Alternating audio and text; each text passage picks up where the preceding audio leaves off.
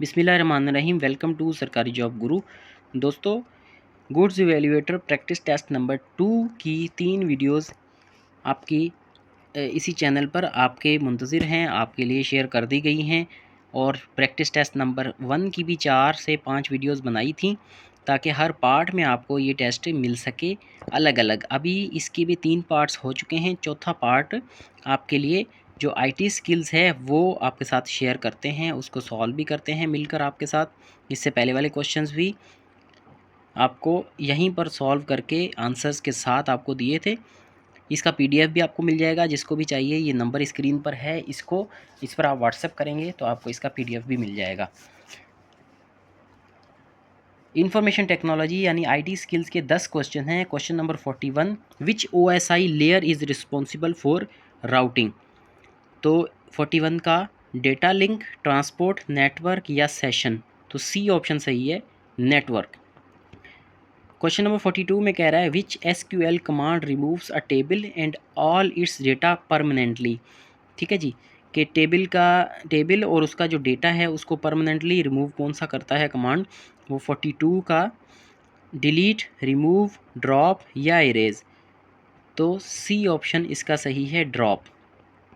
43 में कह रहा है कि IPv6 addresses are 32 bit, 64 bit, 128 bit या 256 बिट। तो क्वेश्चन नंबर 43 का भी सी ऑप्शन सही है, 128 बिट। क्वेश्चन नंबर 44 में कह रहा है कि which malware encrypts files and demands payment. यानी कौन सा मेलवेयर जो है वो फाइल्स को करप्ट कर देता है और पेमेंट डिमांड करता है।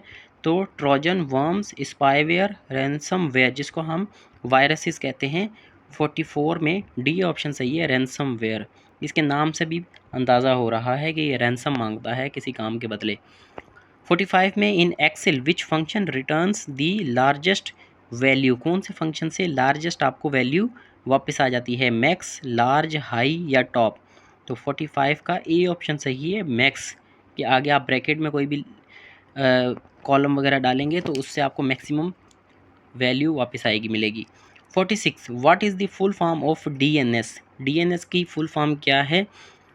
Digital network service, domain name system, data naming server, dynamic network structure.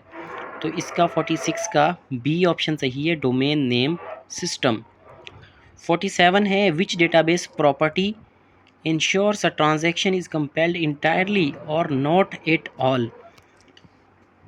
47 में ए में है कंसिस्टेंसी, आइसोलेशन, एटॉमिसिटी या ड्यूरेबिलिटी। तो 47 का सी ऑप्शन सही है, एटॉमिसिटी। 48 कह रहा है कि which protocol is used to automatically assign IP addresses. कि कौन सा प्रोटोकॉल यूज़ होता है आईपी एड्रेस देने के लिए। ए में है एफटीपी, बी में है डीएनएस, सी में है डीएचसीपी और डी में है एसएनएमपी। 48 का सी ऑप्शन सही है, डीएचसीपी। 49 में है what is the binary equivalent of decimal number 45। यानी डेसिमल नंबर 45 जो है उसका बाइनरी इक्विवेलेंट कौन सा होगा।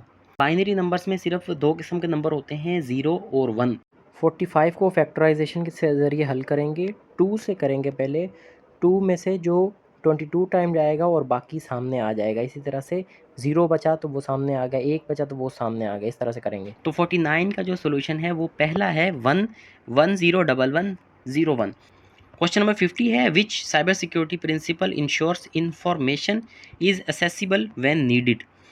क्वेश्चन नंबर 50 में कह रहा है कॉन्फिडेंशियलिटी, इंटेग्रिटी, अवेलेबिलिटी, ऑथेंटिकिटी। कि कौन सा प्रिंसिपल जो है वो आपको ये इंश्योर कराता है, ये यकीन दहानी कराता है कि आपको जब भी इंफॉर्मेशन चाहिए हो तो आपको एक्सेसिबल होगी। तो सी कह रहा है अवेलेबिलिटी। ये इन सब क्वेश्चंस की आंसर की भी आपके साथ शेयर की हुई है। क्वेश्चंस मैंने जो बताया उसको आप ज़रूर देखें, क्वेश्चंस को देखें और आंसर खुद से भी वेरीफाई करें और उसको सॉल्व करने की भी खुद से कोशिश करें। लाजमी नहीं है कि आप इस क्वेश्चंस को रट के चले जाएं, इनके जवाबात रट के चले जाएं कि सर ने ये करवाए थे तो हम भी इसका यही जवाब देंगे। तो ऐसा नहीं होना चाहिए, खुद से आप इसकी वेरिफिकेशन भी किया करें। तो उम्मीद है ये वीडियो आपके लिए हेल्पफुल लगी होगी। इससे पहले वाले क्वेश्चन भी आपको मैं एक बार विज़िट करवा देता हूँ। लेकिन वैसे आप प्रीवियस वीडियो में भी देख सकते हैं, ये पैराग्राफ जो है ये बड़ा इंटरेस्टिंग है और इसको आप ज़रूर करें, क्योंकि ये आईबीए जो टेस्ट लेता है ये आपकी जो जॉब डिस्क्रिप्शन होती है किसी भी जॉब के लिए, उसमें से उसके हवाले से पैसेज लेता है। जिस तरह से पब्लिक रिलेशन ऑफिसर का टेस्ट हुआ था तो उसमें उन्होंने पब्लिक रिलेशन ऑफिसर के ही जॉब डिस्क्रिप्शन के हवाले से पूरा पैराग्राफ दिया हुआ था कि उसका क्या काम है, वो क्या काम करता है, उसकी कौन सी जिम्मेदारियां हैं, उसको क्या क्या करना चाहिए। तो ये सारी चीज़ें थी। इसके बाद मैंने एनालिटिकल स्किल्स के या एनालिटिकल रीजनिंग के क्वेश्चन इसमें 15 ऐड किए थे, 15 इंग्लिश के हैं। और तीसरे नंबर पर जो है वो